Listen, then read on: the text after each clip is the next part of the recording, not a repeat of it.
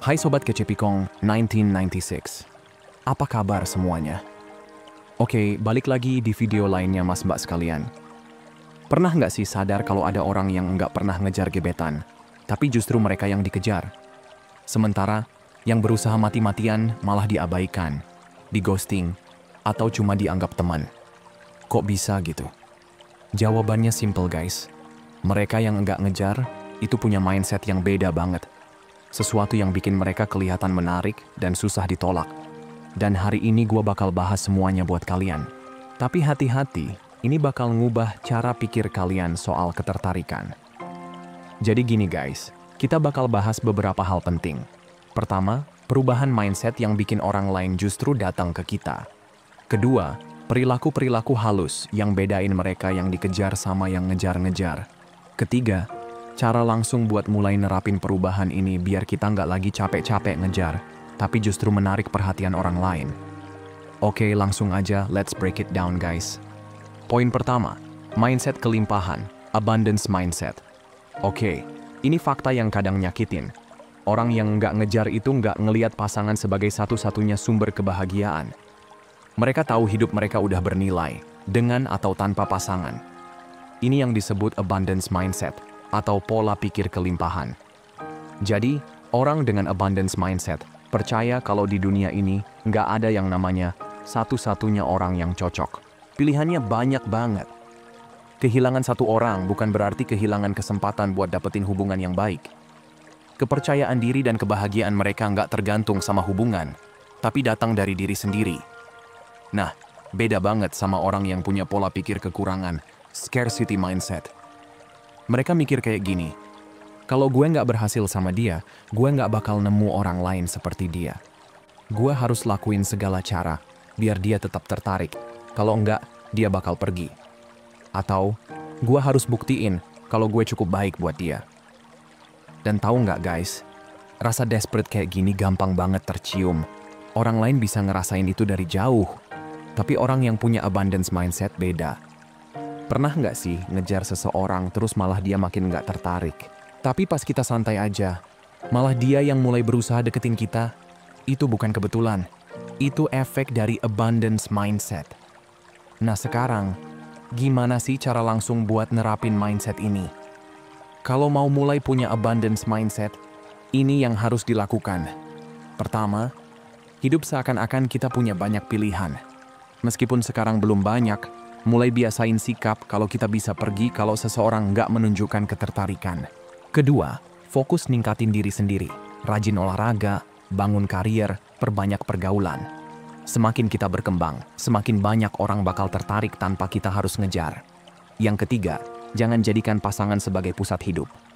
Kalau seseorang ngerasa kita terlalu fokus sama dia, biasanya ketertarikan justru hilang. Dan yang keempat, selalu punya mindset, ada yang lebih baik. Bahkan kalau kita nggak lagi dekat sama banyak orang, tetap tanemin pola pikir bahwa kalau seseorang nggak nunjukin ketertarikan atau nggak sesuai dengan apa yang kita butuhin, kita bisa move on dan cari yang lain. Ingat, orang yang nggak ngejar bukan karena main tarik ulur, tapi karena mereka tahu nilai diri mereka sendiri. Dan percaya deh, kepercayaan diri itu adalah hal paling menarik yang bisa dimiliki seseorang. Oke, lanjut ya, ke poin kedua. Mindset kedua yang harus mulai dipahami adalah bikin daya tarik, bukan maksa perhatian. Maksudnya gimana? Jadi gini, kebanyakan orang terlalu ngejar. Chat duluan terus, ngajak ketemu duluan. Terlalu banyak ngejelasin perasaan. Semua ini kesannya kayak bilang, tolong suka sama aku. Sementara itu, orang yang nggak ngejar justru ngelakuin yang namanya pull, alias bikin orang lain penasaran dan tertarik sendiri. Coba deh perhatiin, orang yang terlalu ngejar biasanya malah diabaikan, digantung, atau cuma dianggap teman. Kenapa? Karena mereka terlalu bisa ditebak dan selalu ada. Begitu seseorang selalu inisiatif duluan dan selalu berusaha lebih keras, ketertarikan justru bakal turun. Bukannya makin penasaran, orang itu malah bakal ngerasa, udah pasti dapet. Jadi nggak ada tantangan buat mereka buat berusaha balik. Misalnya, kita kenalan sama seseorang, mulai chat tiap hari, selalu ngajak ketemuan duluan. Lama-lama, mereka mulai bales makin lama, makin cuek, sampai akhirnya ghosting. Kenapa? Karena nggak ada yang perlu dikejar, semuanya udah terlalu gampang didapetin.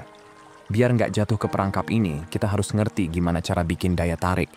Caranya simple, bikin intrik, kasih sedikit misteri, dan biarin mereka yang datang sendiri. Jangan maksa ketertarikan, cukup percaya diri biar mereka sendiri yang kepikiran tentang kita. Coba pikir, siapa yang biasanya lebih bikin penasaran? Orang yang selalu balas chat langsung atau yang kadang bikin kita bertanya-tanya dia lagi ngapain? Kita semua udah tahu jawabannya. Orang yang ngerti cara bikin daya tarik itu beda. Mereka biarin orang lain yang usaha duluan. Kalau ada yang chat duluan, mereka nggak langsung buru-buru bales. Kalau diajak ketemuan, mereka cek dulu jadwalnya, nggak asal iya aja.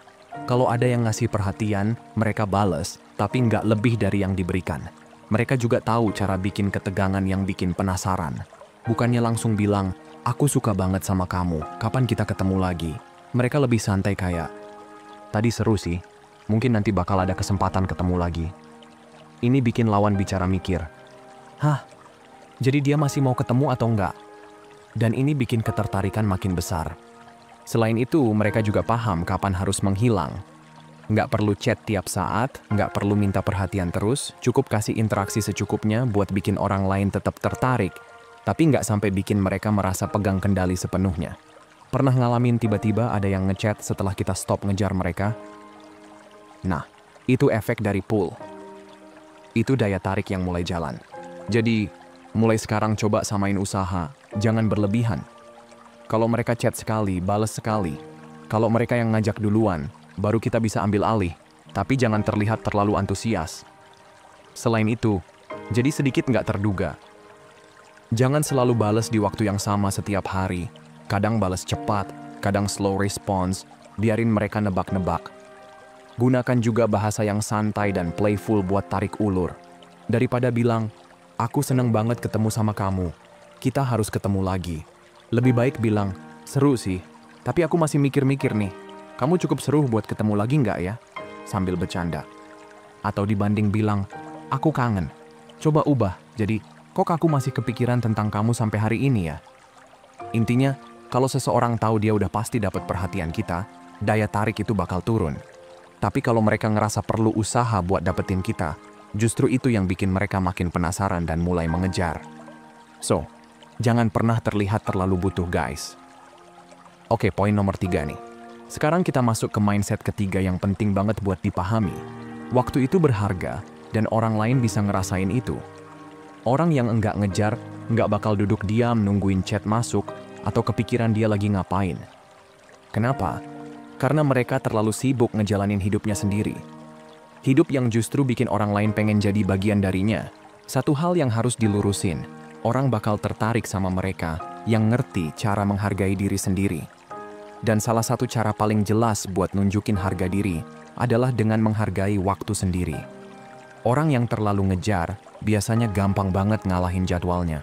Cuma buat ketemu seseorang, langsung bales chat secepat kilat. Atau selalu siap kapan aja pas diajak ketemuan. Intinya, mereka cuma nunggu dan berharap bakal dipilih. Sementara itu, orang yang nggak ngejar justru lebih fokus sama kerjaan, kesehatan, dan tujuan mereka sendiri. Mereka nggak selalu ada, bukan karena main tarik ulur, tapi karena mereka memang punya hidup yang harus dijalani. Mereka bikin orang lain usaha buat dapetin waktu mereka, karena mereka sadar waktu mereka itu berharga. Sekarang coba tanya ke diri sendiri, kalau seseorang tiba-tiba ngajak ketemuan sekarang, bakal langsung cancel rencana lain demi dia?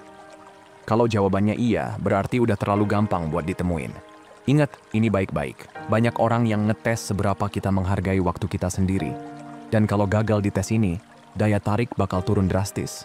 Contohnya gini, ada yang ngechat larut malam cuma buat nanya, lagi apa?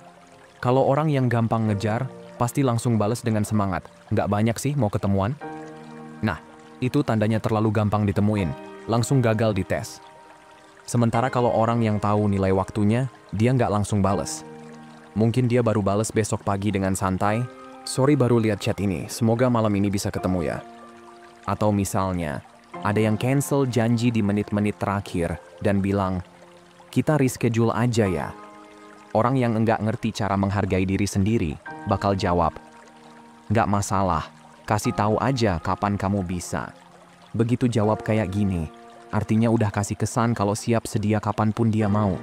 Sementara orang yang tahu harga dirinya bakal jawab, santai aja. Tapi aku bukan tipe yang suka pembatalan mendadak.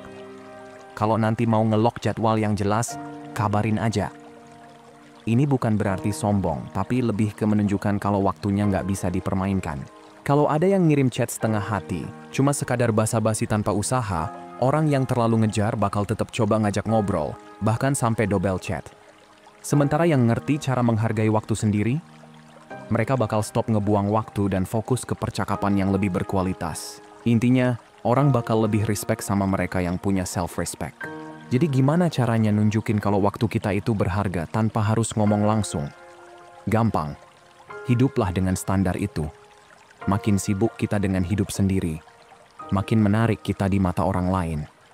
Makin kita menghargai waktu sendiri, makin banyak respect yang kita dapetin. Jadi, setiap kali ngerasa lagi nungguin chat dari seseorang, coba tanya ke diri sendiri.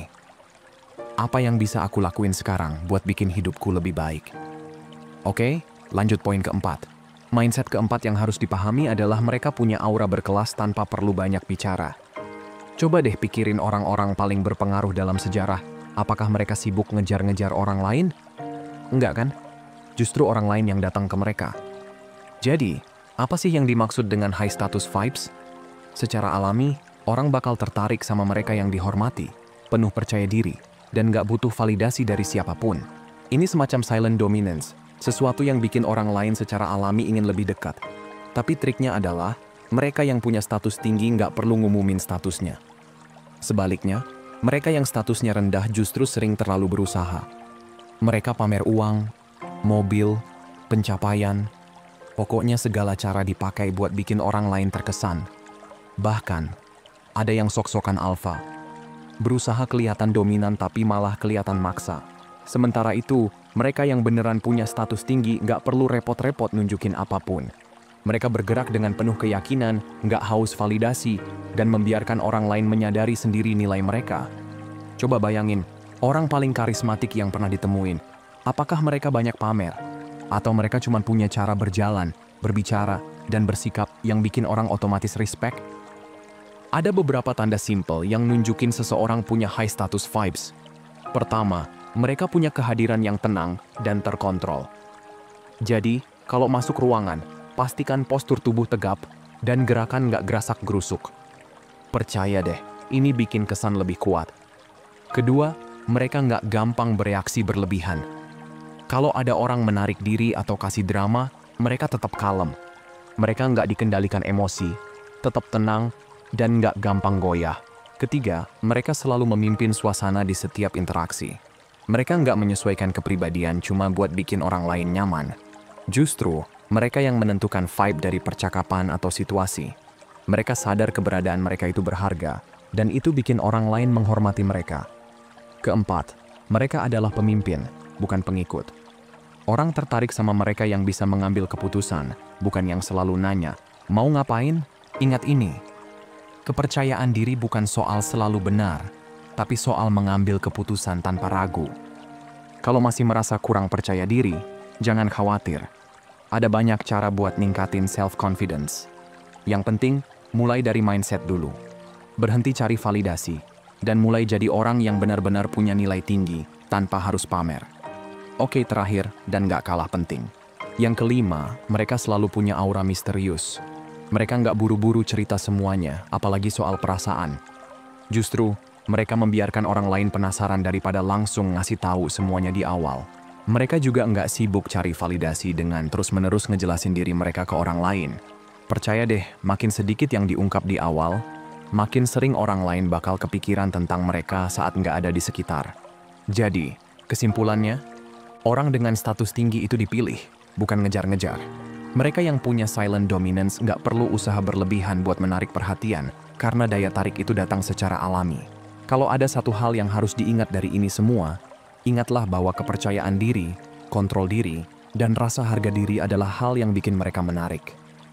Mereka nggak perlu minta dihormati, karena cara mereka membawa diri secara otomatis bikin orang lain respect. Jadi, setiap kali berinteraksi sama seseorang, coba tanya ke diri sendiri, apakah gue bergerak dengan percaya diri dan harga diri, atau gue malah kelihatan kayak butuh persetujuan mereka?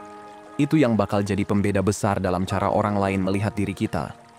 Sebelum kalian pergi, Kasih tahu dong di kolom komentar, hal apa yang bakal mulai dikurangin atau dihentikan dalam interaksi sama orang lain. Oke, itu aja buat hari ini. Sehat selalu ya, dan semoga harinya menyenangkan seperti biasa guys. Hargai diri kamu di atas perasaan kamu.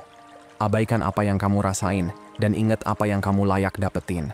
Kalau mau hubunganmu jauh lebih baik dan sehat, hargai dan perlakukan dengan baik diri sendiri dulu. Makasih udah nonton ya, dan sampai jumpa di video berikutnya teman-teman.